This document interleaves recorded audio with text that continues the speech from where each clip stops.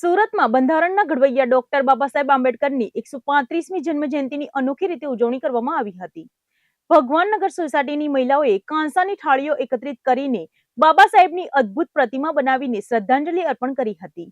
ભવ્ય રેલી અને ગરબાના તાલે આખું વાતાવરણ જય ભીમના નાદથી ગુંજી ઉઠ્યું હતું. સુરત શહેરમાં ડોક્ટર બાબા સાહેબ આંબેડકરની 135મી જન્મજયંતિ નિમિત્તે ભવ્ય અને અનોખી ઉજવણી કરવામાં આવી હતી. સરથાણા વિસ્તારમાં આવેલ ભગવાનનગર સોસાયટીમાં આ અવસરને લઈને ખાસ કાર્યક્રમો યોજાયા હતા, જેમાં મોટી સંખ્યામાં લોકો જોડાયા હતા. આ પ્રસંગે ભગવાનનગર મહિલા મંડળની બહેનો દ્વારા એક અનોખી પહેલ કરવામાં આવી હતી. મહિલાઓએ મળીને કાંસાની થાળીઓ એકત્રિત કરીને તેમાંથી લગભગ 29 કિલો વજનની ડોક્ટર બાબા સાહેબ આંબેડકરની પ્રતિમા તૈયાર કરી હતી. આ પ્રતિમા સૌના આકર્ષણનું કેન્દ્ર બની હતી. 135મી જન્મજયંતિના અવસર પર આ પ્રતિમાનું વિધિવત અનાવરણ કરવામાં આવ્યું હતું. આ અનાવર પ્રસંગે સોસાયટીમાં ઉત્સાહ જેવો માહોલ જોવા મળ્યો હતો અને લોકોએ મોટી સંખ્યામાં હાજરી આપી હતી. આ ઉપરાંત ભગવાનનગર મહિલા મંડળ દ્વારા ગાજતે વાજતે ભવ્ય રેલીનું આયોજન કરવામાં આવ્યું હતું. રેલી દરમિયાન બાબા સાહેબ અમર રહો જેવા નારાઓ સાથે સમગ્ર વિસ્તાર ગુંજી ઉઠ્યો હતો. મહિલાઓ અને યુવાનોમાં વિશેષ ઉત્સાહ જોવા મળ્યો હતો. આ ઉજવણીને વધુ અનોખી બનાવવા માટે મહિલાઓ દ્વારા ગરબા પણ રમવામાં આવ્યા હતા. બાબા સાહેબની જન્મજયંતિને આ રીતે સાંસ્કૃતિક રીતે ઉજવવાની આ પહેલ લોકોને ખૂબ જ પસંદ આવી હતી. કાર્યક્રમમાં નાના બાળકોથી લઈને વયોવૃદ્ધા સુધી તમામ વયના લોકો ઉત્સાહપૂર્વક જોડાયા હતા. સમગ્ર સોસાયટીમાં એકતા અને ઉજવણીનો માહોલ જોવા મળ્યો હતો. આ પ્રસંગે હાજર લોકોએ ડોક્ટર બાબા સાહેબ આંબેડકરના વિચારોને યાદ કર્યા હતા અને તેમના માર્ગ પર ચાલવાનો સંકલ્પ લીધો હતો.